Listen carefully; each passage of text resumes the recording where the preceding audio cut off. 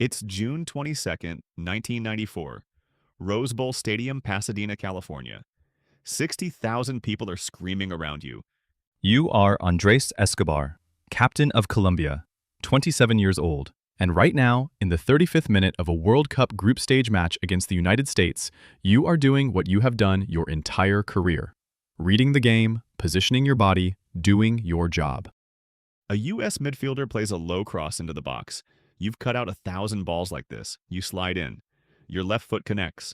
The ball changes direction, past your own goalkeeper, into the net. You lie face down on the grass. You don't get up straight away. The stadium is erupting, but the noise feels distant, like it's coming from underwater. Back home in Colombia, the commentator screams the word ghoul into his microphone, but not in celebration. He screams it 6 times, once for each letter of your name. Andres Escobar. Colombia lose the match 2-1. You beat Switzerland in your final group game, but it isn't enough. Colombia are eliminated in the first round. A nation that had been promised glory, that had been told by Pelé himself you would reach the semifinals, that had watched you destroy Argentina 5-0 in qualifying. That nation goes silent.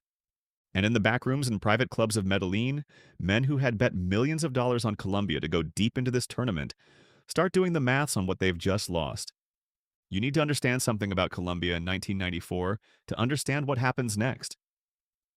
Medellin is not a normal city. It has a murder rate of 380 per 100,000 people. For context, London's is around 1. The city is not governed by its politicians. It is governed by cartels. And cartels for the past decade have been obsessed with football. Pablo Escobar, no relation to you, owned Atlético Nacional, your club. Drug money built stadiums, funded transfers, paid wages across the entire Colombian football pyramid. Football was the perfect machine to launder cocaine profits, and the cartels had poured hundreds of millions into the sport.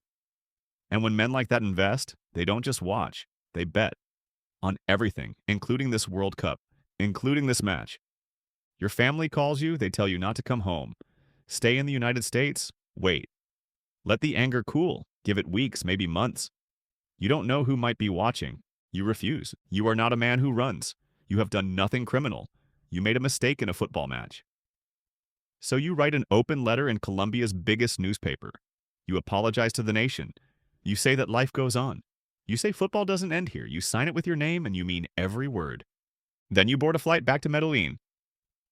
The reception when you land is not what you feared. People greet you. Fans approach you with sadness, not anger.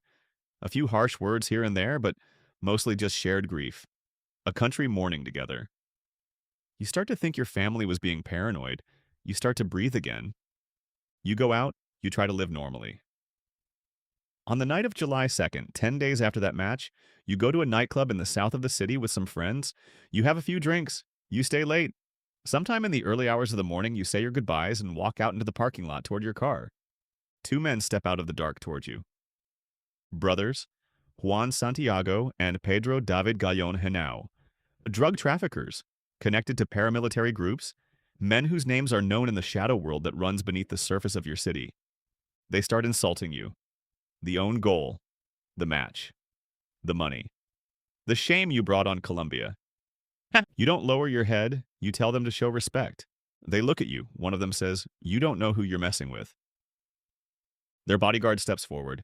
His name is Humberto Muñoz Castro. He raises a pistol, 6 shots. And witnesses standing in that car park would later tell investigators that after each shot, Muñoz shouted one word into the night air. Ghoul, 6 times, once for each bullet.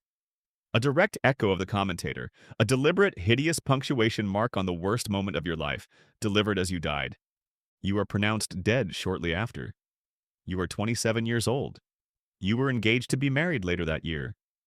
120,000 people attend your funeral in Medellin. 120,000. The streets are lined for miles in every direction. Players, coaches, strangers, children. Colombia had been angry at you. Now Colombia is broken without you. Humberto Muñoz Castro confesses to pulling the trigger. He is sentenced to 43 years in prison. He serves 11. 11 years for 6 bullets. Then he walks free into the same city where he killed you. The Gallon Henao brothers, the men who gave the order, the men who called you out in that parking lot, spend decades tangled in investigations, avoiding full accountability. One of them, Santiago Gallon Henao, is eventually killed in Mexico in early 2026, 32 years after your murder, months before the World Cup returns to the United States.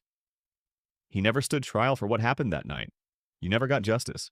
In that newspaper column, that the last public words you ever wrote, you said, "Life doesn't end here." You were talking about football, about losing, about getting back up. You could not have known those words would outlive you. The 2026 World Cup is being played right now in the United States. The same country, some of the same cities. 32 years later, the tournament is back, and millions of people are watching, cheering, living, and dying with every match, the way you once did. You are not here to see it. This was your life. This was Andres Escobar.